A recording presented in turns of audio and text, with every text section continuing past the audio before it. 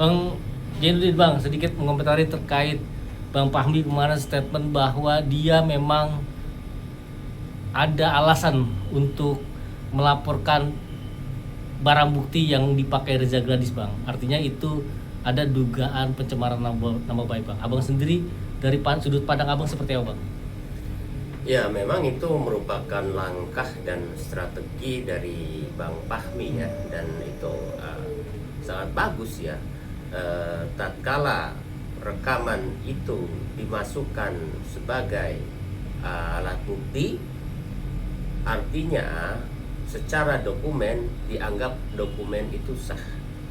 Padahal dokumen hasil rekaman secara ilegal dianggap tanpa seizin orang yang direkam, itu merupakan barang bukti yang tidak bisa diterima alias ilegal ya.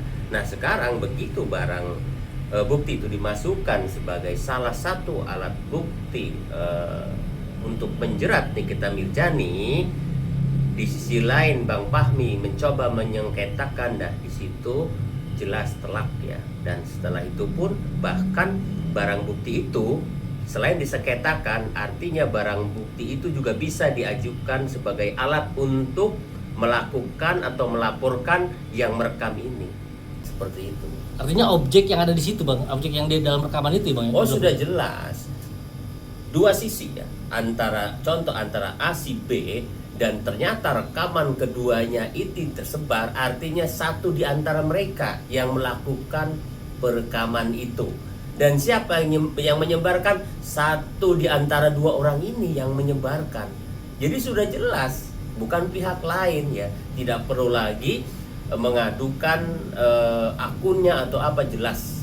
Yang paling utama adalah siapa yang merekam dan melakukan perekaman itu, karena bagaimanapun itu tidak dibenarkan secara undang-undang. Artinya Abang kembali lagi statement Abang bahwa Abang yakin Nikita Mirzani akan bebas ya, Bang? Ya, sampai hari ini saya meyakini bahwa pada akhirnya Nikita Mirzani bisa saja bebas. Artinya apa yang disangkakan dalam undang-undang TPPU itu artinya tidak bisa menjerat, Bang ya? Abang setuju dengan statement Bang Fahmi? Artinya harus ada yang dikoreksi terkait undang-undang tersebut ya, Bang? Oh iya, jelas ya. Jadi harusnya begitu kita menggunakan undang-undang TPPU ya, pidana awalnya jelas apa ya. Ini pemerasan aja kalau menurut saya masih sulit untuk dibuktikan ya. Karena Nikita Mirzani tidak secara langsung orang yang berkomunikasi, apalagi meminta, apalagi memeras. Justru selama ini kan Nikita Mirzani yang dicari buat dikasih nih loh ya. Makanya saya selalu mengatakan bahwa itu adalah suap. Seperti itu. Artinya Abang setuju dengan langkah yang Bang Fahmi ambil, Bang ya, ketika memang detik-detik krusial baru dilaporkan. Artinya harusnya dia melaporkan dari awal terkait penyebaran suara itu ke media sosial, Bang. Ya, saya setuju dengan Bang Fahmi, saya sepakat dan saya mendukung. Kenapa Bang Fahmi menunggu itu agar barang itu masuk untuk digunakan sebagai barang bukti? Karena itu sudah telak ya. Seperti itu, jadi tidak perlu mencari lagi, ya enggak? Siapa yang membawa barang bukti itu, dan bawa barang bukti itu kan mengandung pencemaran ya, pencemaran nama baik juga terhadap Nikita Mirzani juga didapatkan secara ilegal. Merekam orang diam-diam, itu dia dibenarkan gitu loh. Kalau memang barang ini dijadikan barang bukti untuk Nikita Mirzani, jelas itu kurang tepat. Artinya kalau Bang Fahmi mengambil langkah hukum di awal, mungkin alat buktinya akan diubah, Bang. Bisa jadi diubah, Bang. Ya, bisa jadi seperti itu, atau bisa jadi juga akan lebih sulit. Ya enggak?